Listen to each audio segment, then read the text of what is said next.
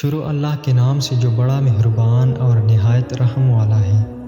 حضرت ابو ہریرہ رضی اللہ تعالیٰ سے روایت ہے کہ ایک شخص نے ابو بکر صدیق رضی اللہ تعالیٰ کو گالیاں دی اور رسول اللہ صلی اللہ علیہ وسلم تشریف فرما تھے، اور آپ اس شخص کے مسلسل گالیاں دینے پر اور ابو بکر صدیق رضی اللہ تعالیٰ عنہ کے صبر کرنے پر اور خاموش رہنے پر تعجب اور تبسم فرما تھے۔ پھر جب اس آدمی نے بہت ہی زیادہ گالیاں دی اور زبان کو روکا ہی نہیں، تو ابو بکر نے بھی اس کی بعض باتوں کو اس پر الٹ دیا اور کچھ جواب دیا۔ بس رسول اللہ صلی اللہ علیہ وسلم کچھ ناراضی کے ساتھ وہاں سے اٹھ کر چل دیے۔ حضرت ابو بکر رضی اللہ تعالیٰ کو اس سے بہت فکر لاحق ہوئی، اور وہ بھی معذرت کے لیے اور آپ صلی اللہ علیہ وسلم کی ناراضی کا سبب معلوم کرنے کے لیے آپ کے پیچھے چلے۔ ابو بکر رضی اللہ تعالیٰ آپ صلی اللہ علیہ وسلم کے پاس پہنچے اور عرض کیا، یا رسول اللہ، یہ کیا بات ہوئی کہ وہ شخص مجھے گالیاں دیتا رہا اور آپ وہاں تشریف فرما رہے؟ پھر جب میں نے کچھ جواب دیا تو آپ ناراض ہو کر اٹھ آئے۔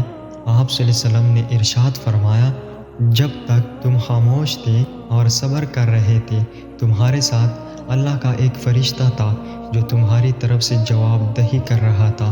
پھر جب تم نے خود دیا تو وہ فرشتہ تو چلا گیا اور شیطان بیچ میں آ گیا، کیونکہ اسے امید ہو گئی کہ وہ لڑائی کو اور آگے بڑھا سکے گا۔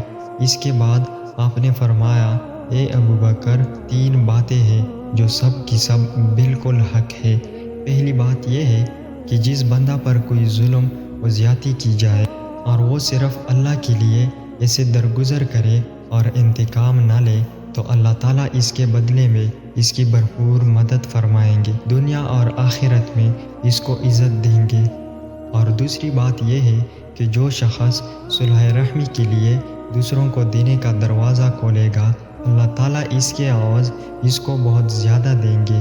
اور تیسری بات یہ ہے کہ جو آدمی ضرورت سے مجبور ہو کر نہیں بلکہ اپنی دولت بڑھانے کے لیے سوال اور گداگری کا دروازہ کھولے گا، تو اللہ تعالیٰ اس کی دولت کو اور زیادہ کم کر دیں گے۔